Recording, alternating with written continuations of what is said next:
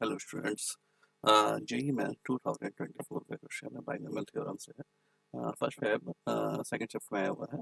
इसमें इस क्वेश्चन में क्या पूछा गया है, let small m and small n be the coefficients of 7 and 13 term. Small m क्या है, आपके 7 टर्म है, एंड स्मॉल एन भी 13 terms respectively in the expansion of 1 upon 3x power 1 by 3 plus 1 upon 2x की power 1 by 3 का whole power 18, then n upon n की whole power 1 by 3 इसकी value पूछी गई है, n upon m की whole power 1 by 3।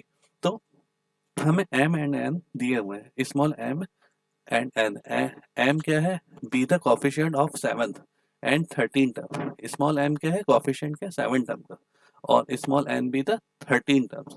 तो हम क्या करते हैं, small m and small m।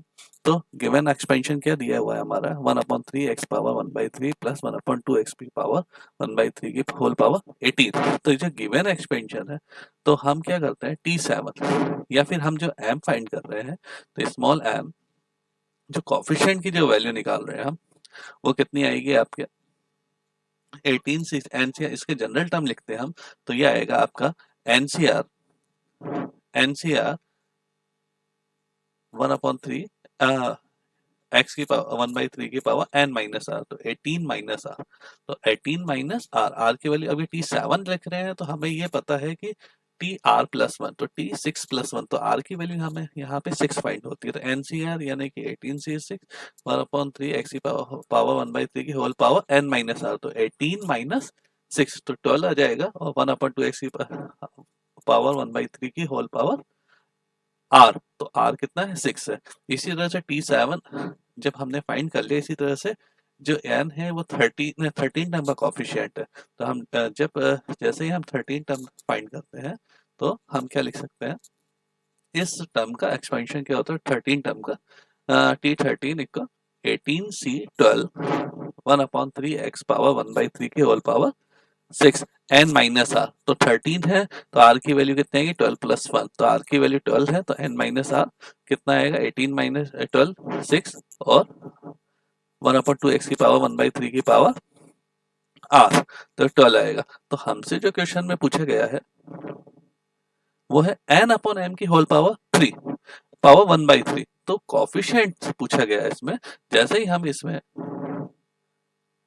जैसे ही हम इसमें दोनों को डिवाइड करते हैं, एम और एन को आपस में जैसे ही हम डिवाइड करते हैं, सो जैसे ही हमने डिवाइड किया 18 से 6 अपॉन 18 से 12, तो आपको ये पता है एनसीआर और equal NC n minus r होता है। सो 18 से 6 और 18 से 12 की वैल्यू सेम होगी, तो 18 माइनस 12 6 हो जाएगा। तो ये दोनों की वैल्यू, ये दोनों का डिवाइड जैसे ही हमने किया, तो ये टर्म कैंसिल हो जाएगी।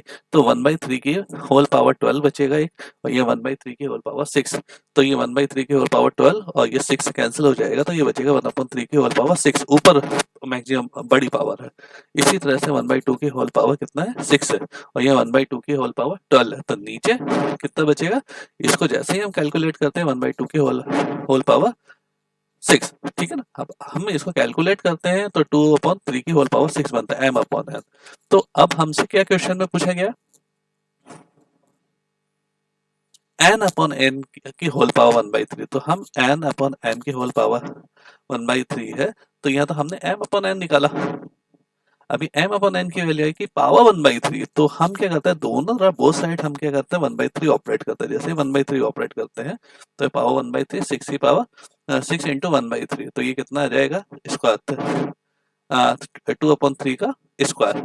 तो अब हमें n अपॉन m की पावर 1/3 के, तो हम इसको रेसिप्रोकल कर लेते हैं, तो ये n ऊपर चल जाता है आपका, और m नीचे आ जाता है। तो n अपॉन m की पावर 1/3 यानी कि ये 3/2 का होल स्क्वायर। तो इसकी वैल्यू पूछी गई है, तो ये आएगा 3 का स्क्वायर 9/4। तो n अपॉन m की होल पावर 1/3 की वैल्यू जो है वो कितनी आएगी 9/4। तो ऑप्शन आपका क्या होगा यहाँ पे 4 ऑप्शन आपका राइट होगा आपका इसमें।